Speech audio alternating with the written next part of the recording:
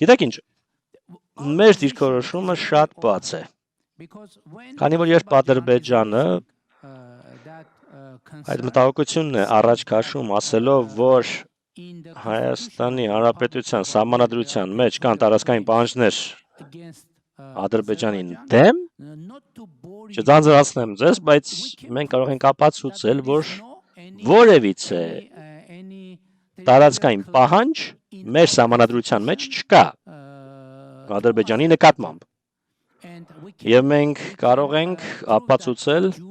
դա դե յուրե եւ ապացուցել դա գործնականում։ Ավելին, գիտեք, Հայաստանում էլ գիտեք կան որոշ մեկնաբանություններ եւ ընթերցումներ Ադրբեջանի սահմանադրության, որոնց համաձայն տարածքային պահանջներ կան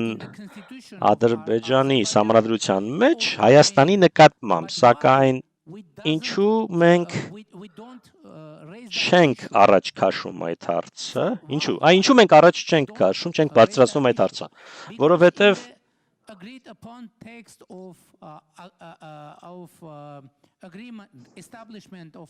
խաղաղության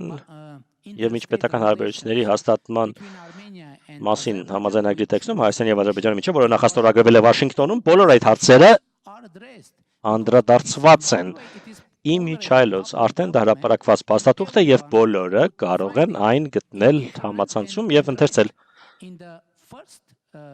Առաջին իսկ հոդվածում այդ համաձայնագրի դրույթ կա, որի համաձայն Հայաստանը եւ Ադրբեջանը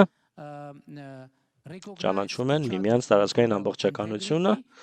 հաշվի առնելով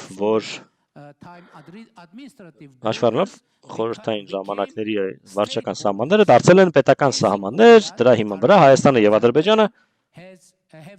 որևէ տարածքային պահանջներ չունեն միմյանց նկատմամբ եւ պարտավորվում են այդպիսի պահանջներ չբարձրացնել, չներկայացնել ապագայում։ Մեկ դրույթ էլ կա այդ նախաստորագրված համաձայնագրում, որի համաձայն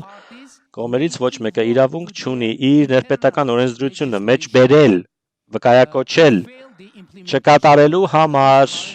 այս համաձայնագիրը եւ այլն։ Ավելին մեր սահմանադրության մեջ դրույթ կա, որի համաձայն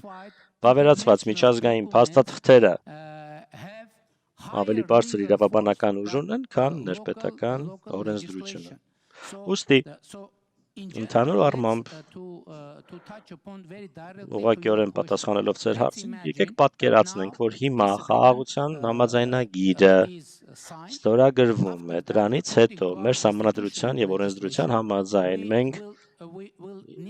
պետք է դա ուղարկենք սահմանադրական դատարան, որպեսզի վերջինս ստուգի այդ համաձայնագրի պատասխանությունը մեր սահմանադրությանը։ Եվ երբ մենք այն ուղարկենք սահմանադրական դատարան, երկու տարբերակ կա։ Առաջինը, եթե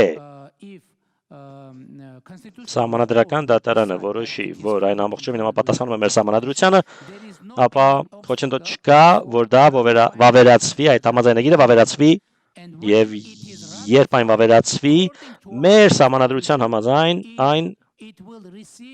կստանա բարձրագույն իրավական ուժը մեր երկրում։ Ես հրապարակավ ասել եմ, որ եթե մեր սահմանադրական դատարանը մնում է դատարան, եթե միգուցե որոշի, որ այն չի համապատասխանում մեր սահմանադրությանը, ես արդեն հրապարակավ ասել եմ, որ անձամբ ես կնախաձեռնեմ սահմանադրական փոփոխություններ, ինչու եմ ես փորձում բացատրել սա, որովհետև իրականության մեջ որևէ խնդիր եւ խոչընդոտ չկա մեր սահմանադրության մեջ։ Եթե մենք խնդիրը անաչառ կերպով դիտարկենք ու մենք պատրաստ ենք